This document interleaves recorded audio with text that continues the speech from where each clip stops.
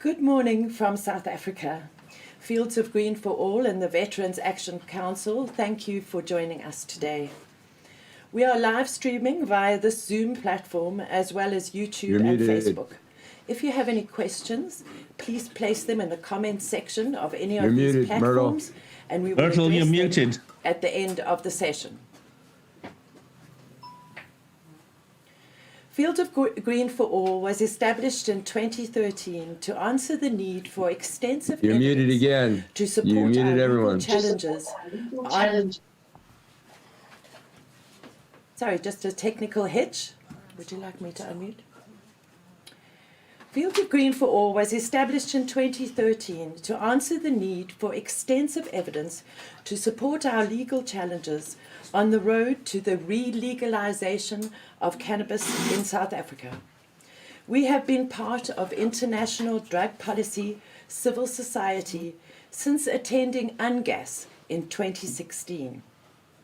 We are proud of our victories along the way, but our work is far from done. We are joined by co-hosts, the Veteran Action Council from the USA. The VAC is America's only organization campaigning for veterans' access to alternative therapies, most notably, but not exclusively, cannabis. We are grateful for the assistance of Michael Krawitz from the VAC in putting this side event together. My civil society colleagues around the world and our cannabis family in South Africa have been an enormous source of strength since the murder of my partner Julian in July 2020. There has been no investigation into his murder, yet the South African police find the resources to continue to arrest and incarcerate citizens for cannabis offences every day in our country. In South African drug policy circles, we often use the statement that there will be no drug apartheid. It is a fact that cannabis can be the gateway to more rational policies around psychotropic plants and medicines. What is standing in the way of legal, affordable access for millions across the world is evidence. The perceived harms of plants such as cannabis have never been fully substantiated by science. Traditional and legacy producers of plants such as cannabis are being left out of the newly created value chain of the medicinal cannabis industry. This is what we have come here to discuss today. From the WHO's Expert Committee on Drug Dependence to deliberations on a country level, the real evidence is being underplayed, misrepresented, or just simply ignored. It is the very vulnerable people our conventions are designed to protect who are bearing the brunt of this lack of evidence. Lack of evidence-based drug policies is the cause, and the effect is poverty, marginalization, and criminalization, resulting in human rights abuses across the globe. It is for this reason that we present three perspectives: a critique of the conventions and scheduling process, a look at cannabis in rural South Africa, the story of how Kratom was nearly listed in the schedules, and a plea for evidence to be heard around the traditional coca plant. Professor David Nutt traveled to South Africa in 2017 to be our principal expert witness in the trial of the plant. Our case against the South African government, which was unfortunately rendered part heard when we ran out of court time. This was meant to be the showcase for the evidence around the use and cultivation of cannabis. In 2018, we achieved a constitutional court judgment declaring the prohibition of the personal use and cultivation of cannabis in private spaces unconstitutional. We are currently in talks with our government around cannabis regulation, and we are proud to observe that our South African government is starting to take some of the evidence into account, but we still have a long way to go. The perfect expert to present the scientific evidence around the perceived harms of all drugs Coming to us today from the United Kingdom, Professor David Nutt. Good morning. My name is Professor David Nutt. I am a psychiatrist at Imperial College London and also the chair of the charity Drug Science in the UK. Today, I'm going to argue that there are some fundamental flaws in the current conventions. As you know, they have two goals: to prevent the abuse of psychoactive substances and to ensure their availability for medical and scientific purposes. And I'm going to argue that they have failed to achieve both of those goals. The decision-making criteria that are specified in the conventions relate to the substance's liability to abuse and ill effects on health, and its usefulness in medical therapy, in effect, whether there are adequate, less abused alternatives. Of particular concern to me is that there appears never to have been any overt discussion over the possible negative impacts of scheduling, especially in relation to research, which I will show you was almost completely eliminated for a number of enormously important drugs and medicines on the next slide. This graph on the left shows the impact of the UN 1971 Convention on psychotropics in relation to research with LSD in blue and psilocybin in red. And you can see that following a peak around about 1970, research with these two psychedelic drugs virtually disappeared. And there were two reasons for that. The first is the failure of governments to fund research. The US government has not funded another study on LSD since that period. And secondly, that when researchers were able to get funding from other sources, such as philanthropists, access to the drugs for research was virtually banned by the regulators. A very similar profile was seen with cannabis, where following a big upsurge in research in the late 1970s, the imposition of international regulations had a very deleterious impact, which led to a period of about 20 years when research was effectively stifled. And putting all this together, I'm going to argue that this is the worst censorship of any research theme in science or medicine in the history of the modern world. And it has been enormously deleterious to patients who are deserving of innovative medicines.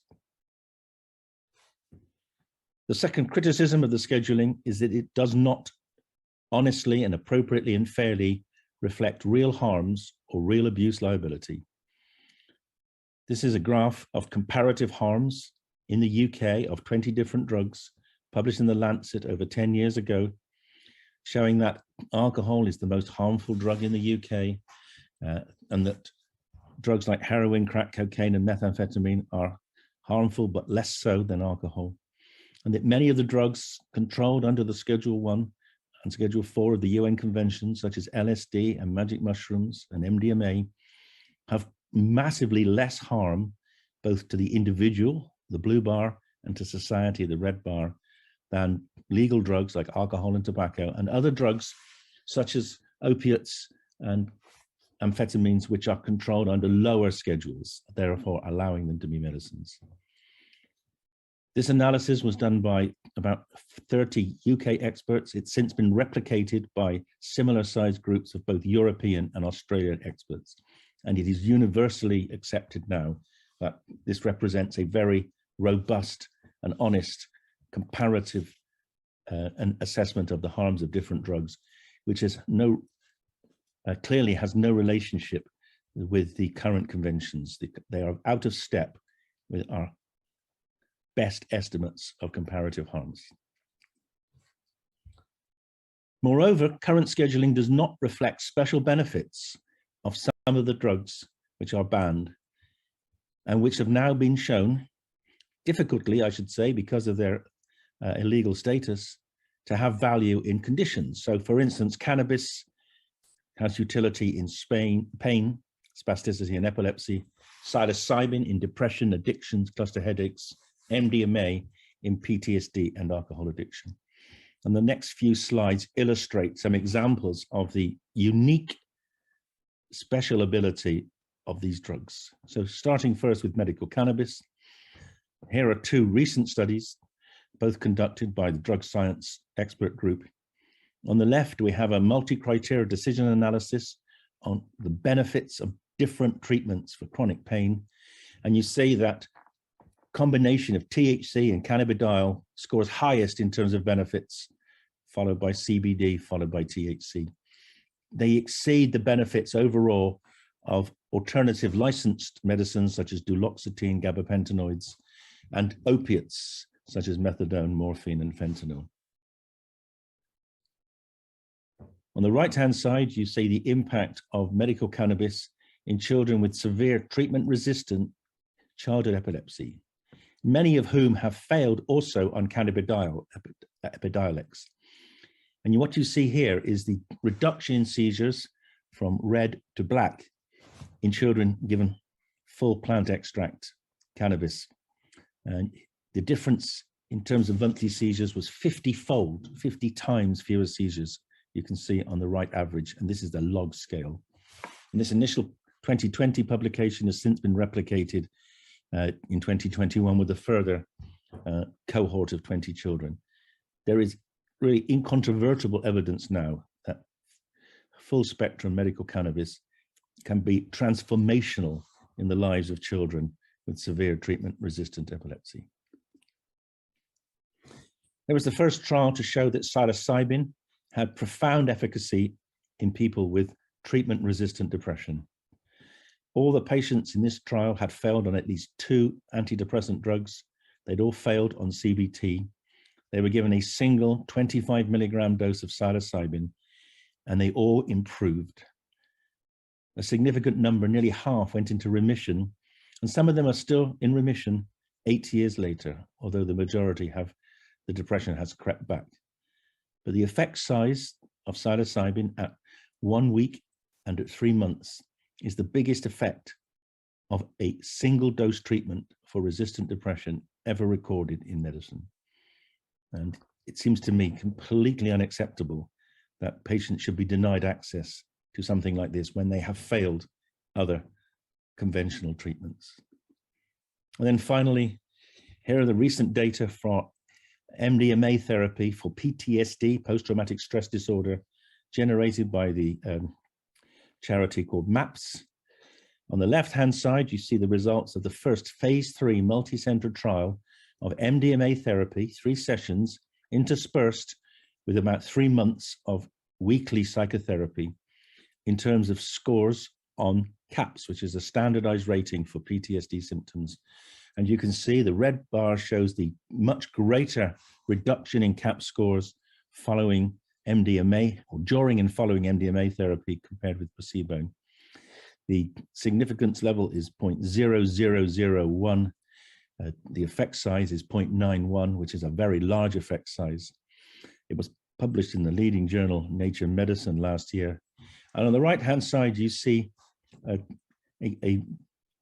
schematic of the impact of this intervention, comparing it with psychotherapy alone. And you see that following MDMA-assisted psychotherapy, less than 25% of the patients still have the diagnosis of PTSD.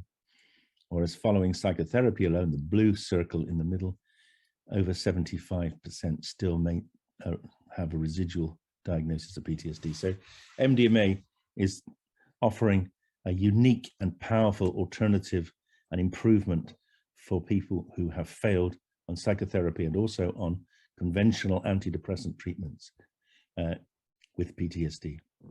And I will finish now by saying that it's been extremely difficult for the groups involved in this research to conduct it because of the scheduling of these compounds under the conventions. Very few countries allow research with these drugs. The fact it's been able to be done, it should be celebrated, and we should now act on these findings and recommend that for research purposes, these drugs should be removed out of Schedule 1. Very explicit indication should be made to all signature countries that research should be encouraged with these drugs because of the very powerful preliminary data I have presented today. Thank you very much. Thank you very much, David. We will never stop in our quest to have your impeccable evidence heard. Our next speaker is Zwele. is the director at the Umzimvubu Farmers Support Network, based in rural Mpondoland, KwaZulu-Natal province in South Africa. We are grateful for Dr. Zwele for his presentation today, as he lives far from the nearest road and managed to contribute to our discussion today despite huge challenges with our intermittent electricity supply and unreliable internet signal in rural South Africa. Cannabis has been used, cultivated and traded in southern Africa for over 700 years. The farmers of the Mpondoland region have suffered years of aerial spraying of their cannabis crops using the known carcinogen glyphosate. Activists on the ground brought a stop to this inhumane practice in 2015, but any talk of restitution or compensation is not forthcoming. The Umzimvubu Farmers Support Network have made representations at the highest international level, but we have yet to see any meaningful engagement on the way forward for our traditional farmers and healers when it comes to cannabis medicine. Our colleague, a true warrior for our beloved plant, Zwele. Hi, my name is Zwele, a traditional doctor and also a director for Umzimvubu Farmers Support Network, which I'm representing here. We're an organization which stopped the spraying of cannabis in Mpondoland. That spraying has been happening for more than 10 years. Then after stopping it, the government changed so many laws in terms of cannabis. When they came up with the bill, we opposed the bill because it was restricting us to 4 plants and a maximum of 8 plants per household, which we don't want. Because this is a plant which has been used by generations and generations, used for many things. It looks like we're being denied to continue running our life the way our forefathers have been running and the way we're running it now. For instance, we're using cannabis for healing medicinally, where people are using it for purging, cleansing, steaming, and also making some medicines from it, like medicines for epilepsy, high blood pressure, many types of cancer, etc. We also use it to initiate the new traditional doctors and use it for traditional doctors when their spirits need this plant to be used.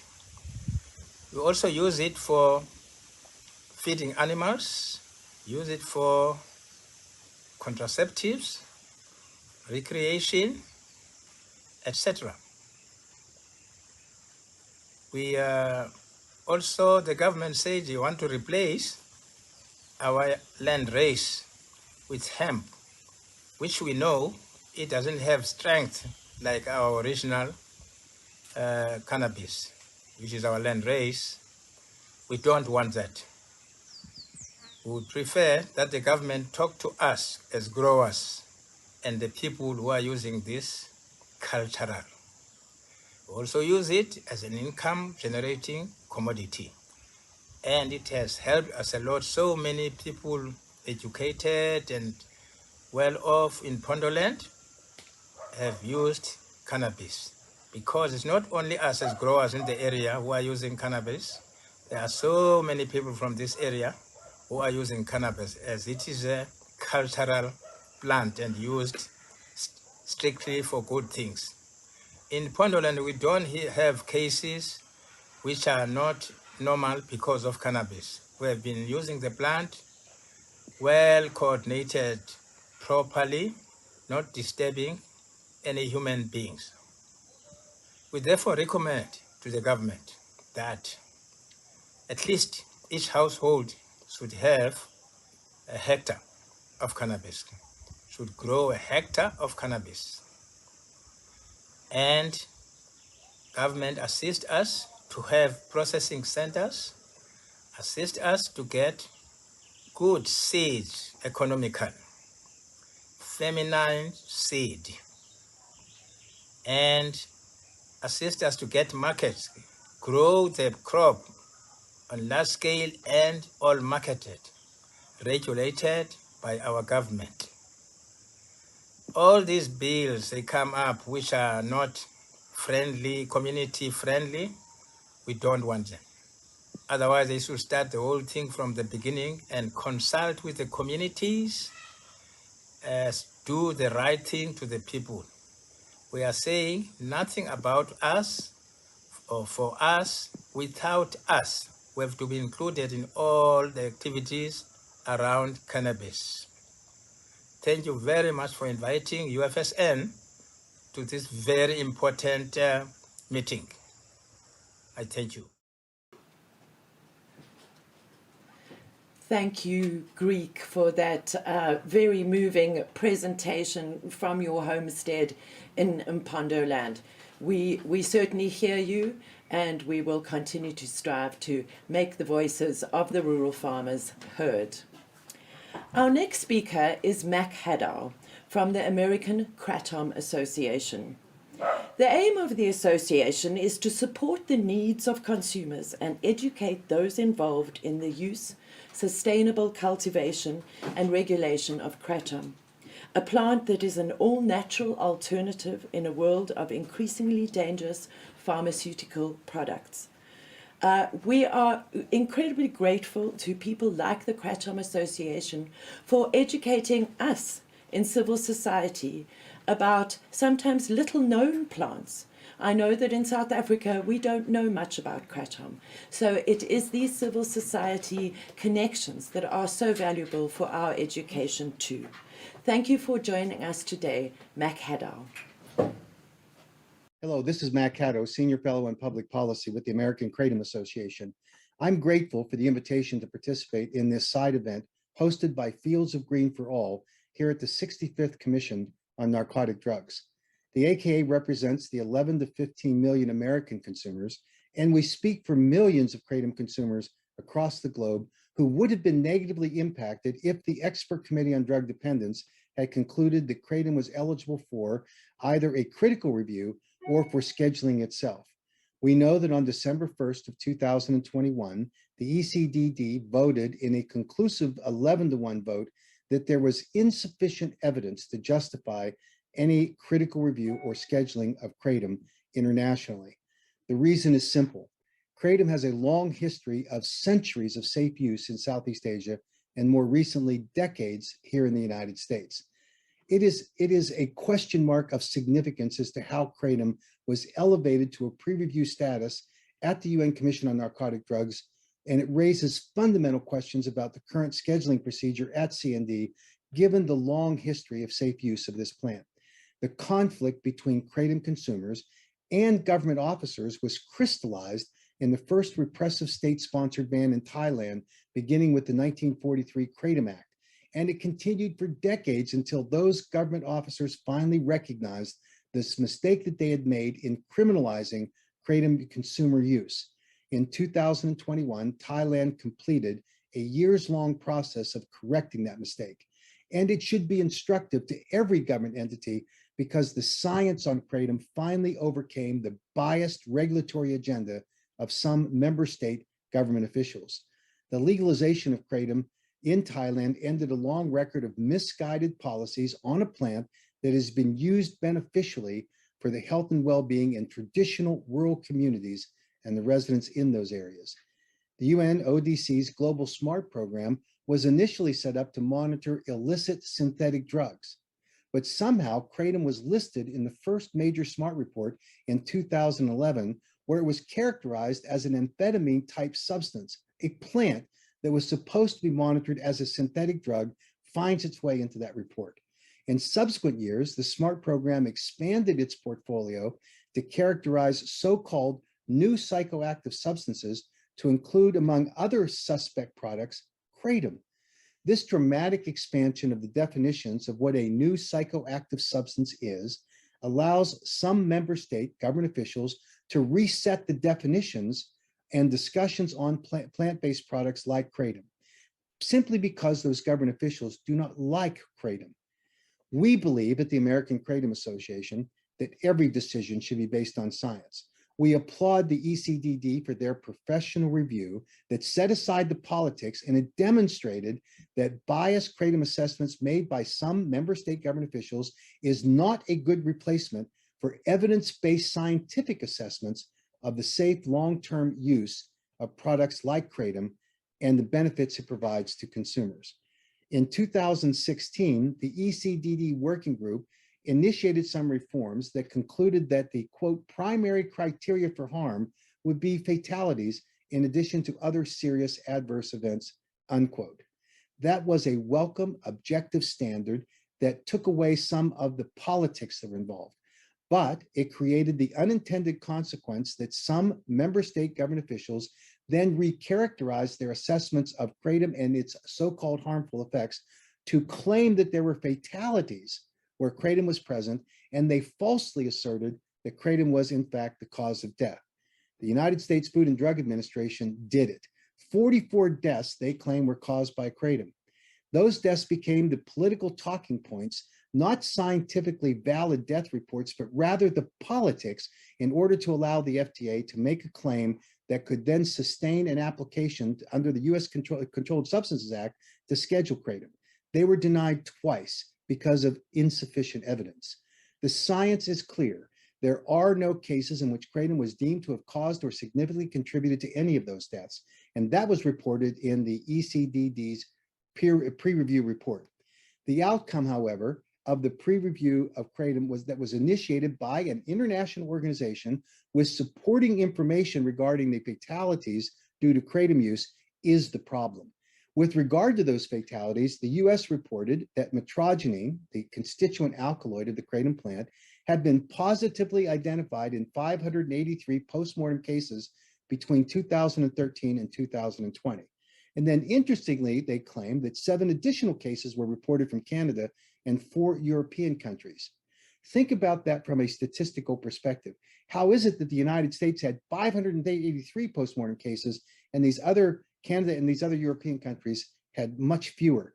Well, we know it's because they reclassified in the United States what a Kratom caused death was, and they didn't do it according to science. They did it because of politics. Among all of those deaths, only 2 deaths, one in North America and one in Europe, was identified where Kratom was the only substance involved. A subsequent analysis of a similar kind of report was made by the Centers for Disease Control in the United States, and they found, after applying more rigorous analytical tools and more sophisticated equipment, that even those were actually polydrug use. The problem with Kratom today is that there are cases where Kratom is adulterated by a dangerous substance, and that creates a health problem or a death. We know that's true. It was true in 2009, which was the triggering event for the FDA's interest in Kratom, when it was reported in Sweden that there were 9 deaths in a 12-month period because of a Kratom product called Krypton. A subsequent analysis by Swedish researchers found in a peer-reviewed published article that in fact the Kratom product had been adulterated with a toxic dose of O-desmethyltramadol. Same dose of that O-desmethyltramadol in your cup of coffee in the morning or your glass of orange juice would kill you. It is not fair, and it is fundamentally not scientifically valid for anyone to make a claim about a death because of an adulterant that's added to any product. And we think that, of course, that's a major problem with the analysis that was done and why there needs to be reforms in the ECDD process that would require any member state that makes an application for the scheduling of any substance to be able to document with scientific rigor the actual cause of death or the health problem that's associated with any substance in the future. We advocate for that reform because we know that the threat of a ban on Kratom that was initiated by these false reports and that was accepted by the UN Commission is the reform that's critically needed. We hope that in the end, that science will rule the day, that in each case that we look at these substances and we measure and balance the health benefits that are provided, which Kratom provides, obviously. The Johns Hopkins University conclusively showed of adult Kratom use that it helped people wean off of opioids. 35% within a year were able to wean off of opioids and go on to Kratom. And we know in the opioid overdose crisis that we have in the world today that harm reduction should be the rule of the day. I thank you for this opportunity to participate in this side event and look forward to any questions that you might have. Thank you. Thank you very much, Mac, and we certainly look forward to working with you in the future around unraveling these very complicated issues around the evidence of our beloved plants. Our final speaker today is Brenda Perez from the Centro del Pueblo in Humboldt County, USA. The Centro del Pueblo is a community organization that serves immigrant indigenous populations in California with strong historical, social, and cultural roots. The center recognizes the value of indigenous roots and offers a space for the empowerment of communities. Ms. Perez is an immigrant from Chalchicamola in Mexico, and her work includes field work in areas of marijuana and coca leaf cultivation. She is the host of 2 bilingual radio programs that highlight the importance of the immigrant community and the indigenous peoples of the South in the United States. A fellow person of the South, we are honored to have you with us today, Brenda Perez. Hello, my name is Brenda Perez. I am the Executive Director of Centro del Pueblo in Humboldt County, California, United States. We find ourselves in a period of transformation and opportunities to exit the labyrinth of violence caused by the war on drugs. The reforms in the drug policies from Uruguay and Bolivia to Canada and the US is leading the path to correct the historical mistake of scheduling the coca leaf in the list 1 as a dangerous drug, ordering its eradication. By recommending a rescheduling of the coca leaf, international agencies could allow us to clarify different dynamics that pursue new forms of development, equity, security, and justice. It comes a time for a review based on evidence to regulate the potent markets of these millenary plants beyond borders. It is a time to look at the research that includes extensive fieldwork with a close approach to the most affected people and to the actions of the new generation that keeps protecting the use of coca as their ancestors did. Some highlights in research based on fieldwork make us hopeful about the future. First, the alternatives for controlling the extension of coca cultivation with focus on environment protection and social development, and also the potential of revitalizing the traditional coca market with the case of Argentina and Bolivia. The story of coca. The coca plant is a symbol of cultural diversity with deep social roots. It is an element that articulates ceremonial, medicinal, and political dynamics through local and international history. Archaeological evidence has shown that Andean societies were already chewing coca leaves 8,000 years ago, in addition to being a basic trade product since ancient times. After millennia of the use of coca, we can observe the violent effect of prohibition in the recent decades, due to a policy based on a misunderstanding in the traditional use of the coca leaf and the denial of the many benefits to human health. The resulting legal ambiguity is obvious, since countries have a dual obligation to prohibit and abolish the chewing of the coca leaf and at the same time to implement measures that respect human rights and the traditional illicit consumption. So what are the alternatives for controlling the extension of coca cultivation in case of rescheduling?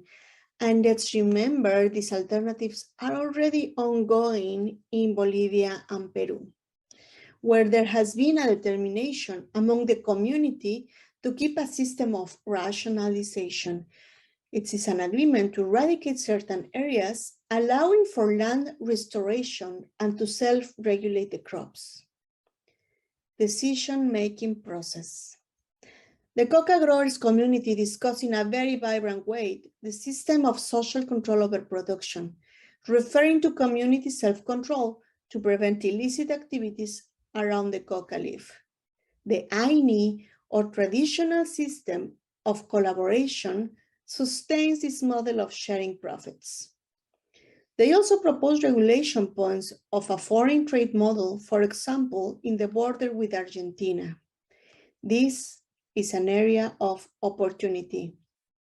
Rescheduling the coca leaf would encourage the production of knowledge about these initiatives through the creation of research centers in the production area, and this could increase sustainable production for generations.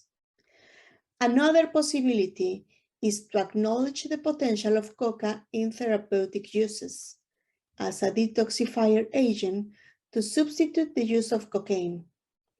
These experimental tests are being carried out in La Paz, Bolivia, where a group of experts, led by Dr. Jorge Hurtado, rest in peace, performed this therapeutic use.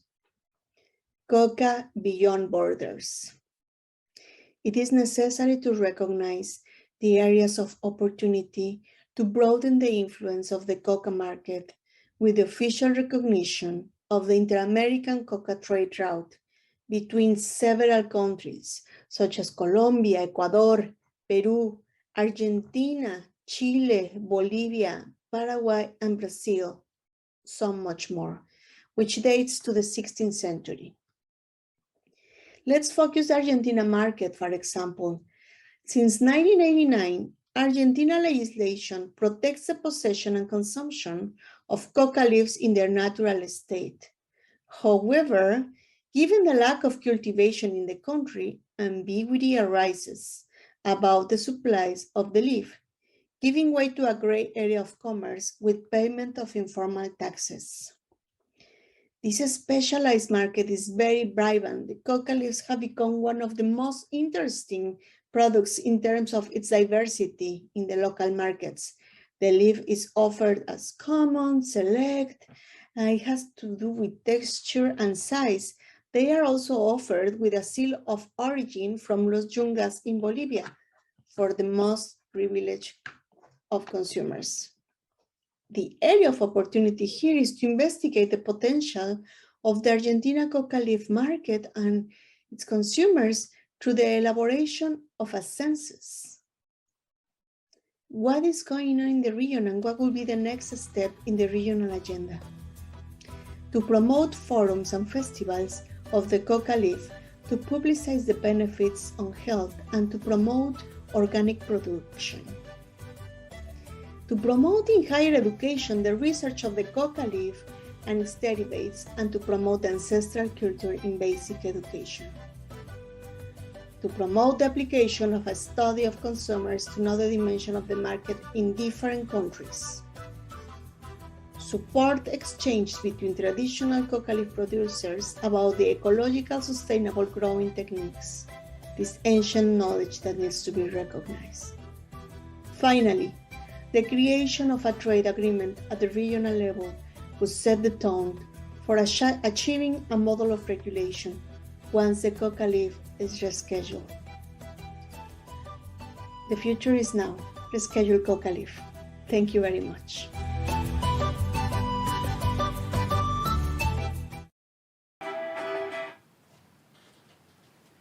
Thank you so much, Brenda. So many common issues across the board when it comes to our plants, and so many hardships experienced by the producers of the prohibited plants across the globe. We also look forward to working more closely with your organization on these very common issues. Civil society works very hard to bring evidence and solutions to the worldwide policy issues in order to protect all of our human rights. I would like to draw attention to a recently published paper by our colleagues Kenzie Ribollet-Zamoli and Michael Krawitz from Fart, Think and Do Tank.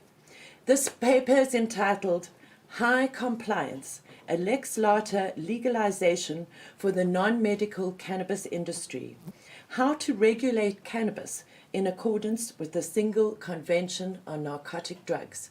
For those countries around the world and their governments who are considering unleashing these plants for the use and benefit of their citizens, we strongly recommend that you as activists who are watching and people with a say and who are heard in their various countries pay attention to this paper. I'd also like to draw your attention to Fields of Green for All's very own manifesto that we are incredibly proud of, published on the 20th of April 2021 and entitled Cannabis in South Africa, the People's Plant, a full-spectrum manifesto for policy reform.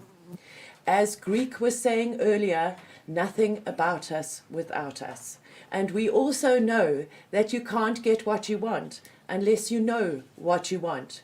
So we know what we want, and that is why we have published this manifesto, and it is available for download from the Fields of Green for All website. We will place a link in the comments to our colleagues' paper on complying with the single convention and also to our manifesto. Please visit Fields of Green for All's website for any information that you require. In conclusion, I would like to leave you with one example of the harms of unscientific evidence and moral judgments in drug policy. Over the last 11 years, we have heard it stated on numerous occasions, most notably within our South African Parliament 2 weeks ago, that cannabis leads to risky behavior and therefore increases the risk of HIV transmission. This has never been scientifically validated, and given the enormous resources that have been dedicated to fighting the scourge of HIV/AIDS and communicable diseases worldwide, it is exactly this kind of misinformation that needs to be stopped. It is disrespectful to all the people around the world who are fighting the various challenges that we have on our planet across the board. In the words of our Macedonian civil society colleagues, ladies and gentlemen, good people disobey bad laws. And with that thought, I would like to leave you and thank you for joining us today. Bye-bye.